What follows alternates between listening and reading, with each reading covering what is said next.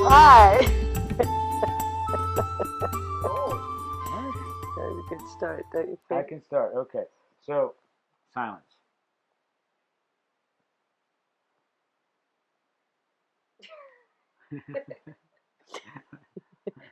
What are you doing? Hello, this is Smoking with Swami. I'm Swami Chaitanya, and Oh, I'm Nikki Listretto with Teepu the Wonder Dog. really, okay, here we are. Now, We're feeling particularly goofy tonight. well, I haven't even lit up yet. Actually. Oh my God, what's to come? Okay, but what we thought we might do is continue on the Hippie Trail to India, right? Oh, we need a little raga playing in the background. Well, she can or put that in something. later. Yeah, She good can put that in idea. later, you know? I can almost hear it now, can't you? Though you go over the border. There you are at the border, and it's Flute suddenly music, I like beautiful that. green on the other side. What's his name? Jimshin? No, what was his name? You know who I mean.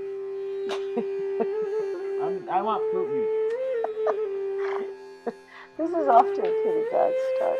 I think we it's have actually to a start. flying start here. Here we go. Should we try again? I think so. What do you think, Cassie? That was really funny. Oh, you did? Yeah, okay, we're going to keep on going now. Okay, you can edit that together somehow? Okay. Okay, so where was I? I'm I was having saying. trouble getting this flip. So, Okay, where were we? we were on the border at Firozpur, right near Amritsar. Oh, and you can actually hear that flute, Uh-huh. that flute. And you're in India. And so we thought we'd go back to the Hippie Trail tonight. We haven't been there for a little while. And last we saw you, I believe we were heading out of Pakistan, heading east into India. That's what I just said. On our, I haven't even smoked the joint yet. Jeez. But Amritsar is right over the border.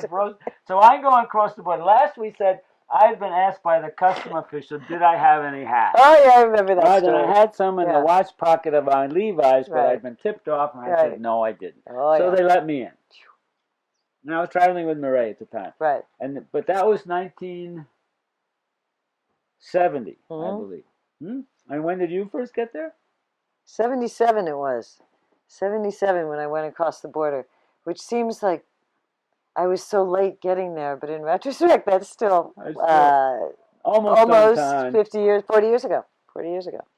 And I'm having trouble getting this flip. So you're having I got trouble into getting Firozpur, and to get from the border to Firozpur, I remember it was so great.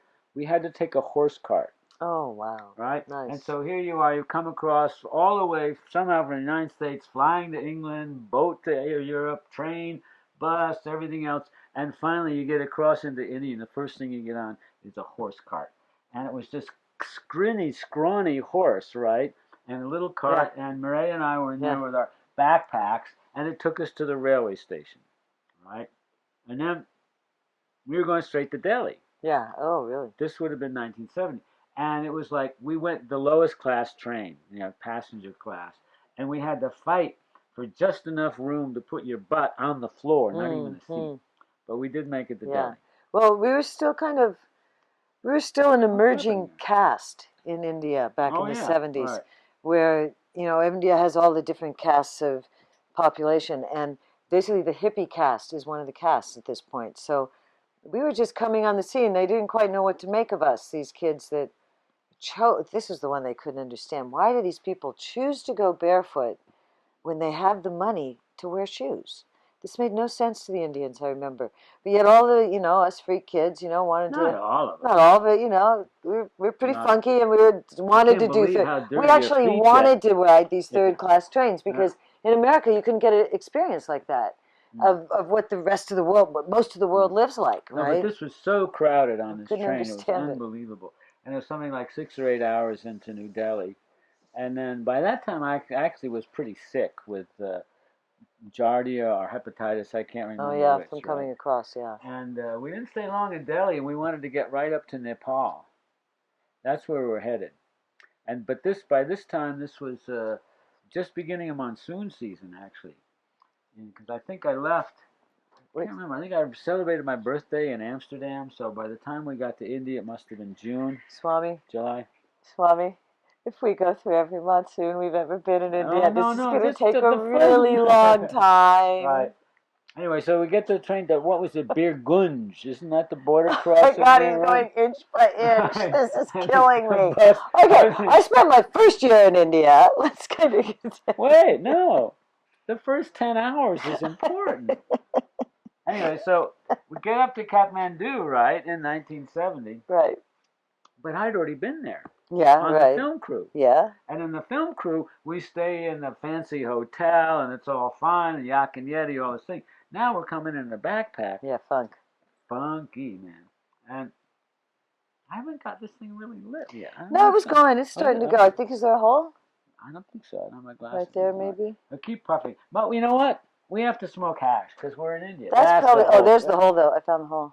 Oh, okay. Just Right a there. tiny little hole. Yeah. I don't have a paper to make a Okay. band-aid. Right? It's right All right, there. so here's some Just hash smoke that through it. Frenchie made from our cannabis. And it's, you know, it's that kind of, oh, it's still soft. You get, oh, you're plugging the hole with your finger. Where are we? We're not in India yet, are we? We're giving instructions on what to do when you have a tiny hole in your joint. Well, if you have a piece of cigarette paper, you take the glue part off and you just patch the hole with the But Band-Aid. this is helping, actually, just to kind of, Okay, good. this little burn us. We'll do some hash, too. All right, so then so we get up to Kathmandu, and I forget where we stayed it so long ago, but pretty quick we got a house that we rented out right by Swayambhu, just behind Swayambhu. Right, and rented a house for like 4 months. Yeah. So what did you what? So let's get a little more specific here, you know? I'm telling you, I rented a house. What's more specific than that? So you get to Amritsar, and then what happens? Nikki, I think she's lost the plot here, as Chandra David would say. No, okay. Getting serious here. um, let's try to convey the feel of what India was like in the 70s, because it's so different. The you know? smell of it. Yeah, like, I mean, you can rent a house now in India, Mm. but in the 70s, if you're renting a house in a village, you might be the only foreigner in the village renting that house. And there'd be no cars. Right, there'd be no cars. These are the kinds of things I'd like to talk about. That there'd are be little, like a camel pulling like a little two-wheeled cart. Yeah. Right? Or there'd be a bullock cart or a water buffalo pulling a cart. Yeah, and the guy you'd get your water from your well, which you still do, of course. Oh, in a terracotta jug you'd have to carry from. So these all were things that were so new to us kids coming from America, growing up in the 50s, the 60s, the 70s. This was really something that we had, you know, it was so perfect in America. Everything was so sterile. Right. And to go over there, a lot of us got really sick those first trips. Oh boy, before you knew what to do. Up in Nepal, I finally settled down. We got this house, so we lived up on the second floor, and Mataji and Durga, her daughter, they lived up in the top floor, and the cow and the water buffalo lived on the ground floor, right? And so we cooked our food on a little, probably kerosene pump stove, and you had to carry your water. And the thing is that there were no jars or bottles. Yeah. Right. You never saw any broken glass because every jar was held by the family and reused again and again. I mean, when I look back at those first years in India now, I realize how it was there was so much, you know, it was just so colorful every day. You're just overwhelmed with so much color and everything new. And now you know, it took a long, I didn't have a clue about Hinduism, really, when I first went there. Not much at all. And, well, in Nepal, I got a little more into Buddhism. But it took years, really, to really sink in, I think. For me, it took years of, like, going to the temples and really getting what it is on a human level to the people. Well, but there's the caste system, which is a confusion to any Westerner also, right? Because Indians, when they know someone's name, they know their caste, and they can also probably know exactly what sect of the religion they are. They know if they're Muslim or Hindu or Christian. Even by the way they wrap their sari, right? You know, and you as a foreigner having a clue about that. So everybody's operating in this hierarchical structure, and you're trying to treat everybody like they're your aunt or your brother or something like that. It gets kind of confusing sometimes. Well, that's why they put us in the hippie caste. Yeah, those people who don't know what to do there in India. So because we were clueless at first. You know, people really had to learn how to be respectful to go into a temple, how to address people, how not to walk down the street and look men in the eyes. You know, whatever it took to, like, you know, get accepted. How to get accepted into the community and not just be too shocking to them. Although we were pretty shocking some of the time too. And so what else was happening in Nepal at that time? the Eden Hashish Center. Oh, you're in Nepal still, right? I'm still in the poem. All right, the Eden Hashish Center where you could get your hash, and that was like the retail place, but there was also a government shop where you could get your hash. Yeah. And you could get a chunk of hash would be kind of about like that, like the size of a hot dog bun. Yeah. Right, yeah. and that would be a whole chunk of hash, right? So that's like 10 tolas or something? I don't know, way more than that. That's what they do. The weight there is by tolas, they call it. And that's 10 grams, right? I think so. And the tola was Yeah. the weight of a rupee coin. The tola is 10 grams, and they'll roll it up into like a finger, you know? Yeah, big finger of hash. All right, so we would get that Speaking hash of which, at the maybe Eden. we should smoke that hash because We we're keep talking about the hash. Right, right. We 'cause can they save call it this. charas there. We can always save Right. this. But we Or would maybe we also, should, pass this around we some would to also, our audience. to the audience. We The also would audience. get hash from the. What do you think, audience? Yes, please. We would get hash There from you the go. local people. They would come down from the hills with their hash wrapped in corn husks. And it looked for all the world like a tamale that was kind of pointed at both ends. Yeah. But it'd be a big, and that was sometimes the better hash than you got from the government. Because there was a government store and an Eden Hash. Yeah, there really used to be government stores in India where you could go There still to are, these. I think. Well, they're in a few places, in a few holy towns. I think Varanasi has them, and Hardwar?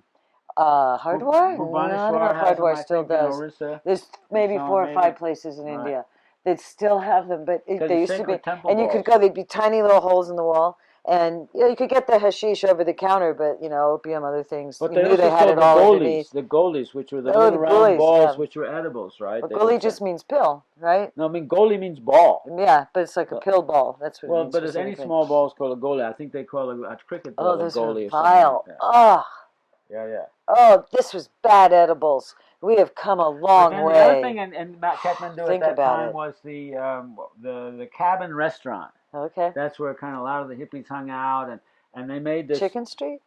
I can't remember where it was. Or was right? that? You always say Chicken Street, Was and I that can the never one remember in where that was. But anyway, the Eden Kabul? restaurant was in a little tiny alley off of some other street. It wasn't really hardly a street. We'd go down that alley and in there, and that's where Eight Finger Eddie used to hang out all the time. Oh yeah, right? the cabin. Yeah. That back in the old days in the cabin restaurant. And they sold this little cake that'd be looked like a pound cake that had chocolate chips in it. Mm. But if you ate it, you realized those weren't chocolate chips; they were chips of hashish, of charas, right? And so that was one of my most profound out-of-body experiences when I ate a whole bunch of that cake, and I realized I'm up on the ceiling actually, and I'm looking down, and I'm seeing my body down below, and my body had this kind of like phosphorescent blue, like onesie. Just covering the whole thing, right? And I could actually see the silver cord that went from the navel up to my astral body, because that's what I was in. I was in my astral body, and I could see my other body glow down there. And I said, well, I don't know if I want to be out here that long, So it was an exciting time. What I did is I hauled in the rope, to get back into my body like that. But it was a time. I was saying it's exciting. We were pioneers. Anyone who was off in India in the 70s, 60s. Well, in a certain way, except the British, of course, had been going there since 1600. Yeah, but and some of them were getting off the trail, but most of them were being British. But, those of us that got out and lived in the villages, on the ground level. They tried the offerings of whatever was being offered. Right. Well, learning to eat and with now your we're fingers, pioneers in the learning cannabis to eat with world, your fingers was this whole thing about how do you eat rice with your fingers, and how you kind of pick it like this and shove it with your thumb and so on. And then the trick is really how to eat yogurt with your fingers. Right? So anyway, that's all the stuff you learn. So after Goa now, it's like getting to be September or something like that, and everybody says, oh, you got to go down to Goa for Christmas. From Nepal, well, Goa was just starting back in the early days, and now, of course, Goa is a whole chapter. You might save Goa for a whole chapter, a whole book, novels. So what? So you got to Amritsar your first time with India with David, and where did you go from Amritsar? Amritsar is on the border, really close to Pakistan. We did about 9 months or something in India. It's that the time, capital of the like Sikh religion. The golden temples in the middle of Amritsar. Yeah. But then we went. What did we do? We went north. We went to Kashmir, which was still. I'm really glad I went there then, because that's when it was before the war started. 77. The current war. And it was paradise. Oh my God, it was really paradise. I mean, they call it the Vale of Kashmir. The land. Well, some really people say paradise. no, but some people say that Kashmir was the Garden of Eden. I could believe it. I right? could completely Because there's like believe it. 4 rivers in the Garden of Oh. Eden or something like And that. there's also people that say, as we know, that Jesus died there. We went to Jesus' tomb in Kashmir. We did. And we went to Jesus' tomb and we saw his footprints. we saw his footprints. Carved in stone. Yeah.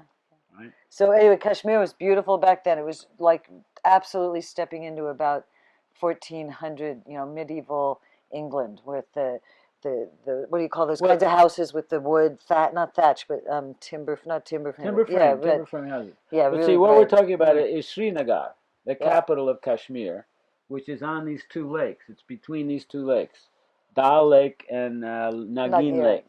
Nagin Lake, right? And so all these lakes, both of these lakes have hundreds of houseboats lined up one after the other. And the houseboats are made out of beautiful wood, hand-carved, inlaid stuff, parquet. We found a super cheap one that time. It was literally 25 cents a night. That was nice. Well, and then we were went on up the to the canal. mountains. You were on the canal. Oh, that's right. Remember we showed you that place. That's right. Right, that's right. I just stayed there for about a month or something. But the biggest is Dal Lake, nice. and there are like several rows of them. And what you take a boat out to there, and then also the boat comes, and you can buy all these little boats come up to the rowboats come up to the houseboat. They'll sell you flowers, food. They'll sell you rugs. They'll sell you. Of course, Kashmir's famous for its like walnut bowls, walnut salad But bowls. the other thing, though, of course, that makes Kashmir different, it's primarily a Muslim area of India. So it wasn't as liberated. It wasn't the India where women were walking. We saw a lot of women covered, of course. So it's not quite that freedom of India feeling. But then we went up to the mountains. We spent a lot of time in Palgam, up in the mountains, which was really gorgeous for a couple months. And then I don't know. Then we worked our way south. I mean, we did a lot. We were there for a year. But in Palgam, there's all those horses, right? Because they're going on those little horses, yeah. And right, so pilgrims go up to Palgam. No, to Amarnath. Amarnath. Amarnath. There's this cave way up in the Himalayas that has a lingam made of ice, and it grows and shrinks according to the season. Well, every year with the moon, it forms into an ice lingam, a giant ice lingam. And then it drips or something. It drips off the ceiling, and that melts the lingam or something, and then it's there for. So the height is August, and it's a there are like scary tens of thousands climb. of people walk up there and they take these things, but we didn't quite make that pilgrimage. No, well, years later, you didn't get to Kashmir till quite a while after later, that. We went together in the 90s or something. The key thing about 80s about Kashmir also is that it is Muslim. Right? That's what I just said. Most of the Hindus had left. Right after independence. No, so we went back later. That's in another version, another whole other segment. When we went back many years later to Kashmir, and the war was going on, and I was a journalist at the time and wrote about it, and we could have gotten into a lot of trouble, but we're here to tell you the story today. And once again, we never light up this hash. We better light our hash because it's going to end here. Minutes, 2 minutes left? We have 2 minutes left, so that's just enough for a nice bowl of hash here. And while we do it, we'll think about that hash we smoked in Kashmir on those houseboats. Or the hash we smoked in Nepal at the foot of the Buddhist. We didn't talk about the Buddhist temple in Nepal. But it's still not as good as the Afghani. As we said in the last episode, that's the best. Oh, I should do this thing with the hemp wick. The Afghanis are really... But, Afghanistan and Kashmir are very similar. They're very similar looking people, extremely. They're all that Hindu Kush area. Right? But very handsome people, very heroic looking, noble. And really great salespeople. Yeah. Oh, remember that time we smoked some hash and got in a boat and went over to this silk carpet place? How can I forget? Oh boy, did they. How could we forget that We still have those silk carpets. But they're quite beautiful. Next time, we'll have a lot more. We've hardly touched India. This is just a drop of elixir. So stay tuned. Lots more to come. Thank you for joining Smoking with Swami. Oh, watch out! Whoa! Well, see you next time.